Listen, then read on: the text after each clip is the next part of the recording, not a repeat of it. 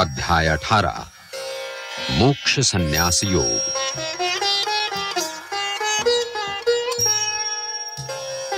अर्जुन बोले, हे महाबाहो, हे अंतर्यामिन, हे वासुदेव, मैं संन्यास और त्याग के तत्व को पृथक-पृथक जानना चाहता हूं। श्री कृष्ण बोले, कितने ही पंडित जन तो काम्य कर्मों के त्याग को संन्यास समझते हैं तथा दूसरे विचार कुशल पुरुष सब कर्मों के फल के त्याग को त्याग कहते हैं।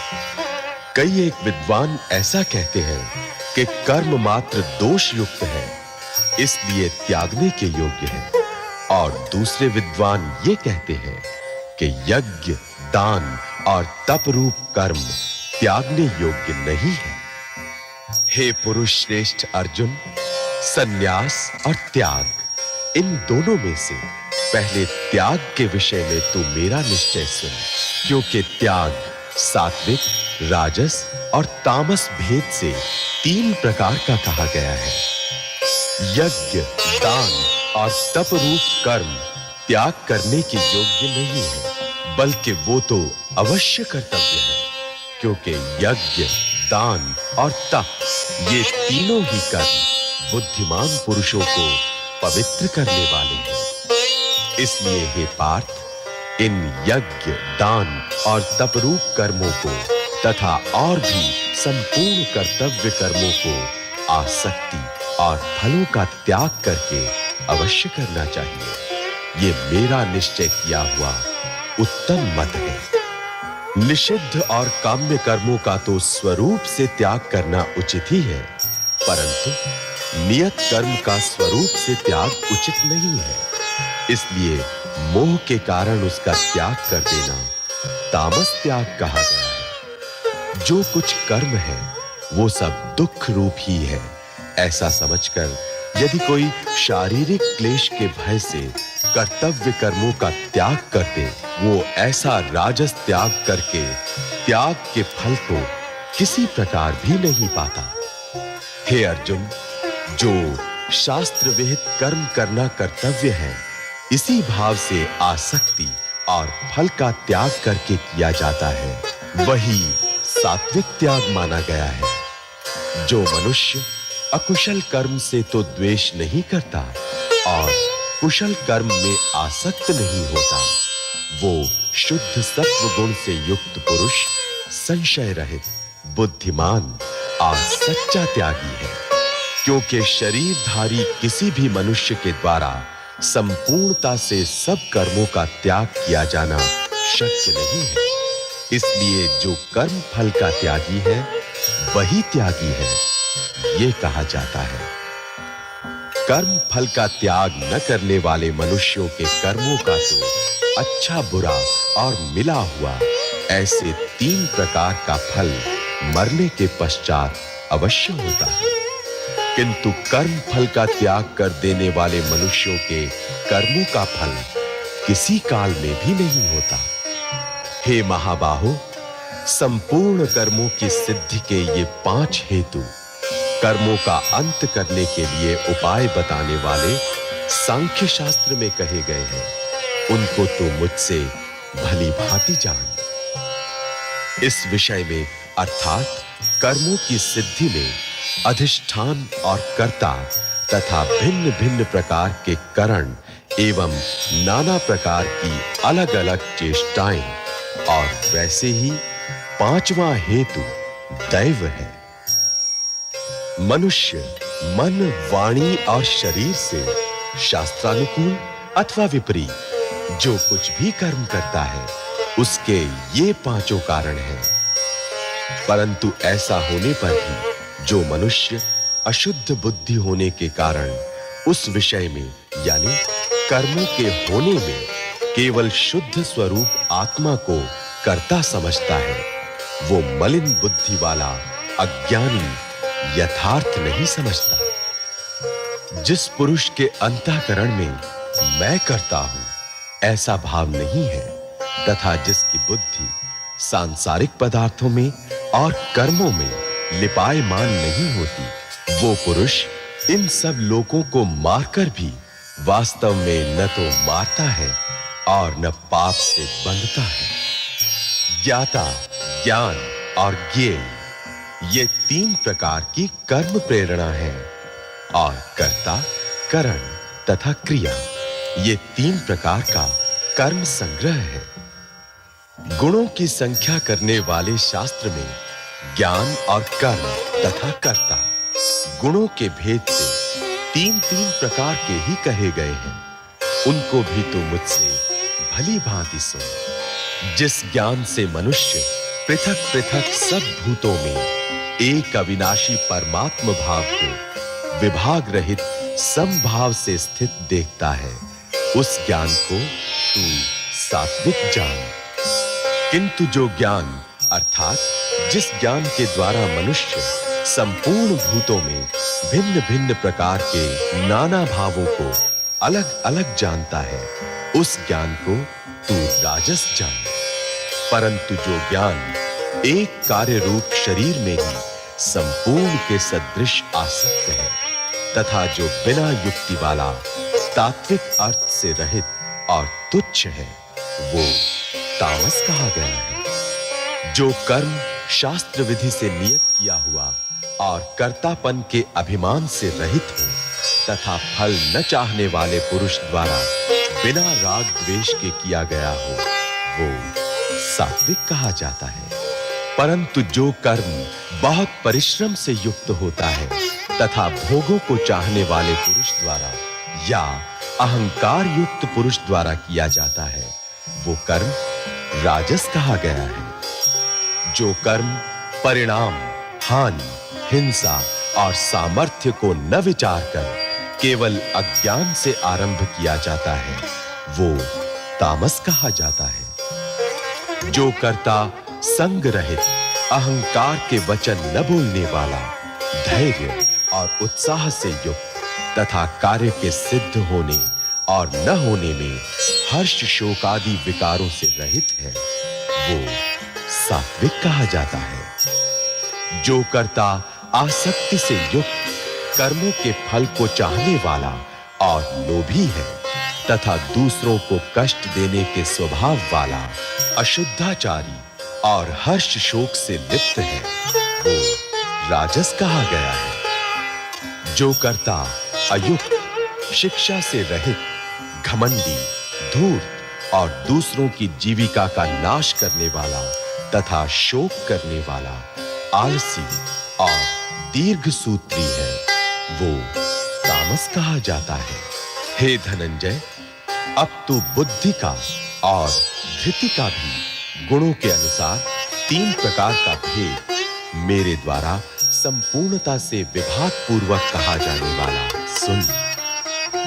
हे पार्थ, जो बुद्धि प्रवृत्ति मार्ग और निवृत्ति मार्ग को, कर्तव्य और अकर्तव्य को, भय और अभय को तथा बंधन और मोक्ष को यथार्थ जानती है, वो बुद्धि सात्विकी है। हे पार्थ, मनुष्य जिस बुद्धि के द्वारा धर्म और अधर्म को तथा कर्तव्य और अकर्तव्य को भी यथार्थ नहीं जानता, वो बुद्धि राजसी है। हे अर्जुन, जो तमोगुण से घिरी हुई बुद्धि अधर्म को भी ये धर्म है ऐसा मान लेती है तथा इसी प्रकार अन्य संपूर्ण पदार्थों को भी विपरीत मान लेती है, वो बुद्धि तामसी है। हे पार्थ, जिस अव्यभिचारिणी धारण शक्ति से मनुष्य ध्यान योग के द्वारा मन, प्राण और इंद्रियों की क्रियाओं को धारण करता है, वो धृति सात्विकी है। परंतु हे पृथा पुत्र अर्जुन, फल की इच्छा वाला मनुष्य जिस धारण शक्ति के द्वारा अत्यंत आसक्ति से धर्म, अर्थ और कामों को धारण करता है, वो धारण शक्ति राजसी है। हे पार्थ, दुष्ट बुद्धि वाला मनुष्य जिस धारण शक्ति के द्वारा निद्रा, भय, चिंता और दुख को तथा उन्मत्तता को भी नहीं छोड़ता, अर्थात धारण किए रहता है, वो धारण शक्ति तामसी है। हे भरत श्रेष्ठ, अब 3 प्रकार के सुखों को भी तू मुझसे सुन। जिस सुख में साधक मनुष्य भजन, ध्यान और सेवादि के अभ्यास से रमण करता है और जिससे दुखों के अंत को प्राप्त हो जाता है, जो ऐसा सुख है वो आरंभ काल में यद्यपि विष के तुल्य प्रतीत होता है, परंतु परिणाम में अमृत के तुल्य है। इसलिए वो परमात्म विषयक बुद्धि के प्रसाद से उत्पन्न होने वाला सुख सात्विक कहा गया है। जो सुख विषय और इंद्रियों के संयोग से होता है, वो पहले भोग काल में अमृत के तुल्य प्रतीत होने पर भी परिणाम में विष के तुल्य है। इसलिए वो सुख राजस कहा गया है। जो सुख भोग काल में तथा परिणाम में भी आत्मा को मोहित करने वाला है, वो निद्रा, आलस्य और प्रमाद से उत्पन्न सुख तामस कहा गया है।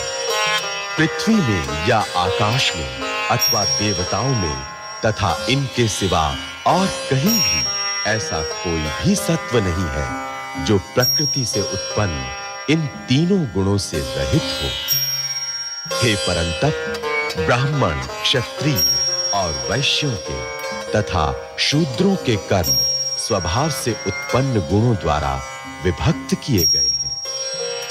अंतःकरण का निग्रह करना, इंद्रियों का दमन करना, धर्म पालन के लिए कष्ट सहना, बाहर भीतर से शुद्ध रहना, दूसरों के अपराधों को क्षमा करना, मन, इंद्रिय और शरीर को सरल रखना, वेद, शास्त्र, ईश्वर और परलोक आदि में श्रद्धा रखना, वेद शास्त्रों का अध्ययन, अध्यापन करना और परमात्मा के तत्व का अनुभव करना, ये सब के सभी ब्राह्मण के स्वाभाविक कर्म हैं। शूरवीरता, तेज, धैर्य, चतुरता और युद्ध में न भागना, दान देना और स्वामी भाव, ये सब के सभी क्षत्रिय के स्वाभाविक कर्म हैं।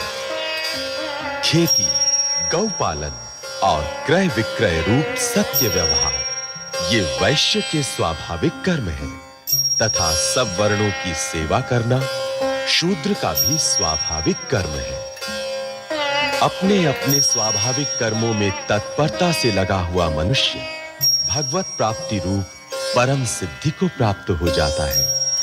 अपने स्वाभाविक कर्म में लगा हुआ मनुष्य जिस प्रकार से कर्म करके परम सिद्धि को प्राप्त होता है, उस विधि को तू सुन। जिस परमेश्वर से संपूर्ण प्राणियों की उत्पत्ति हुई है और जिससे ये समस्त जगत व्याप्त है, उस परमेश्वर की अपने स्वाभाविक कर्मों द्वारा पूजा करके मनुष्य परम सिद्धि को प्राप्त हो जाता है। अच्छी प्रकार आचरण किए हुए दूसरे के धर्म से गुण रहित भी अपना धर्म श्रेष्ठ है, क्योंकि स्वभाव से नियत किए हुए स्वधर्म रूप कर्म को करता हुआ मनुष्य पाप को नहीं प्राप्त होता। अतएव हे कुंती पुत्र, दोष युक्त होने पर भी सहज कर्म को नहीं त्यागना चाहिए, क्योंकि धुएं से अग्नि की भांति सभी कर्म किसी न किसी दोष से युक्त है। सर्वत्र आसक्ति रहित बुद्धि वाला, स्पृहा रहित और जीते हुए अंतःकरण वाला पुरुष सांख्य योग के द्वारा उस परम नैष्कर्म्य सिद्धि को प्राप्त होता है जो कि ज्ञान योग की परानिष्ठा है।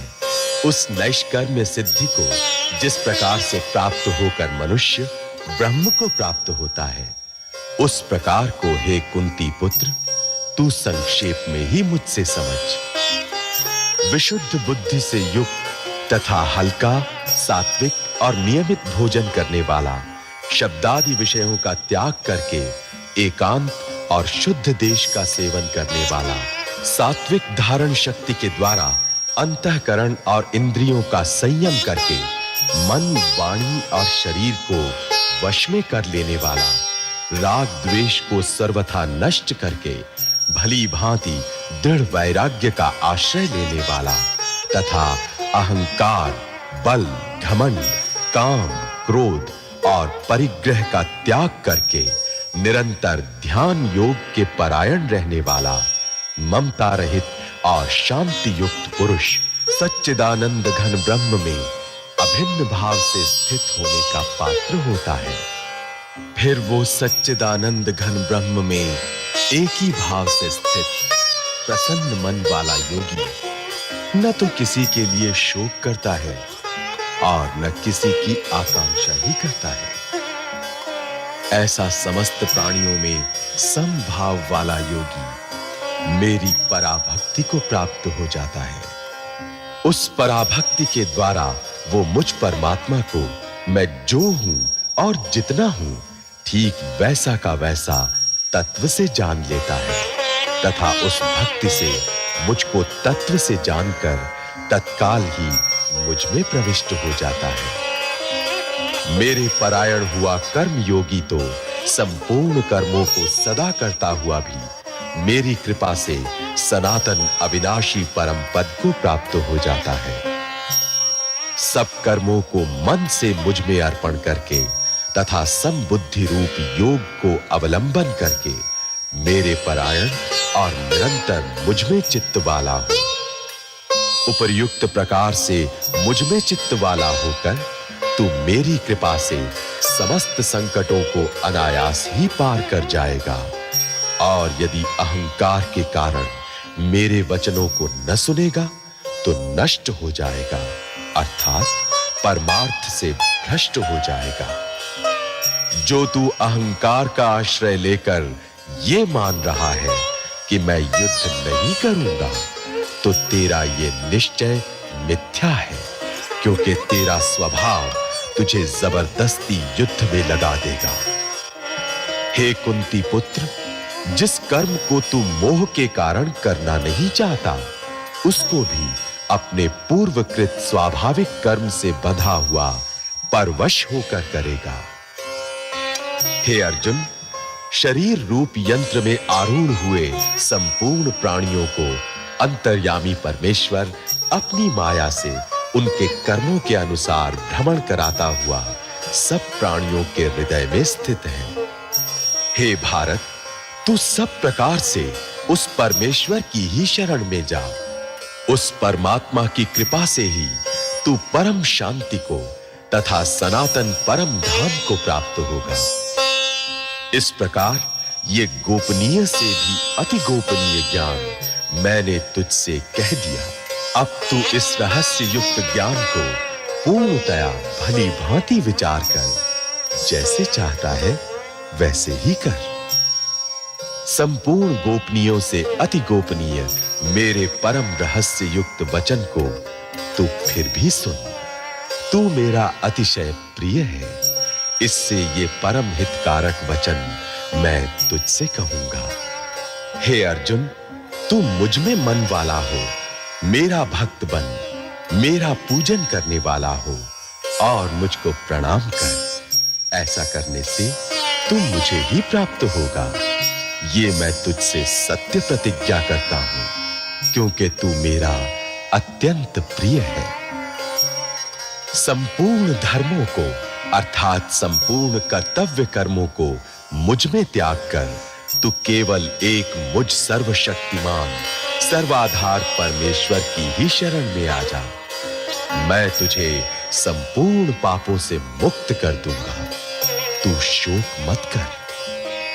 तुझे ये गीता रूप रहस्यमय उपदेश किसी भी काल में न तो तप रहित मनुष्य से कहना चाहिए, न भक्ति रहित से और न बिना सुनने की इच्छा वाले से ही कहना चाहिए, तथा जो मुझ में दोष दृष्टि रखता है उससे तो कभी भी नहीं कहना चाहिए। जो पुरुष मुझ में परम प्रेम करके इस परम रहस्य युक्त गीता शास्त्र को मेरे भक्तों में कहेगा, वो मुझको ही प्राप्त होगा, इसमें कोई संदेह नहीं है। उससे बढ़कर मेरा प्रिय कार्य करने वाला मनुष्यों में कोई भी नहीं है, तथा पृथ्वी भर में उससे बढ़कर मेरा प्रिय दूसरा कोई भविष्य में होगा भी नहीं। जो पुरुष इस धर्ममय हम दोनों के संवाद रूप गीता शास्त्र को पढ़ेगा उसके द्वारा भी मैं ज्ञान यज्ञ से पूजित होऊंगा, ऐसा मेरा मत है। जो मनुष्य श्रद्धा युक्त और दोष दृष्टि से रहित होकर इस गीता शास्त्र का श्रवण भी करेगा, वो भी पापों से मुक्त होकर उत्तम कर्म करने वालों के श्रेष्ठ लोकों को प्राप्त होगा। हे पार्थ, क्या इस गीता शास्त्र को तूने एकाग्र चित्त से श्रवण किया? और हे धनंजय, क्या तेरा अज्ञान जनित मोह नष्ट हो गया? अर्जुन बोले, हे अच्युत, आपकी कृपा से मेरा मोह नष्ट हो गया और मैंने स्मृति प्राप्त कर ली है। अब मैं संशय रहित होकर स्थित हूं, अतः आपकी आज्ञा का पालन करूंगा। संजय बोले, इस प्रकार मैंने श्री वासुदेव के और महात्मा अर्जुन के इस अद्भुत रहस्य युक्त रोमांचकारक संवाद को सुना। श्री व्यास जी की कृपा से दिव्य दृष्टि पाकर मैंने इस परम गोपनीय योग को अर्जुन के प्रति कहते हुए स्वयं योगेश्वर भगवान श्री कृष्ण से प्रत्यक्ष सुना है। हे राजन, भगवान श्री कृष्ण और अर्जुन के इस रहस्य युक्त कल्याणकारक और अद्भुत संवाद को पुनः पुनः स्मरण करके मैं बार-बार हर्षित हो रहा हूं। हे राजन, श्री हरि के उस अत्यंत विलक्षण रूप को भी पुनः पुनः स्मरण करके मेरे चित्त में महान आश्चर्य होता है और मैं बार-बार हर्षित हो रहा हूं। हे राजन, जहां योगेश्वर भगवान श्री कृष्ण हैं और जहां गांडीव धनुषधारी अर्जुन हैं, वहीं पर श्री विजय, विभूति और अचल नीति है, ऐसा मेरा मत है।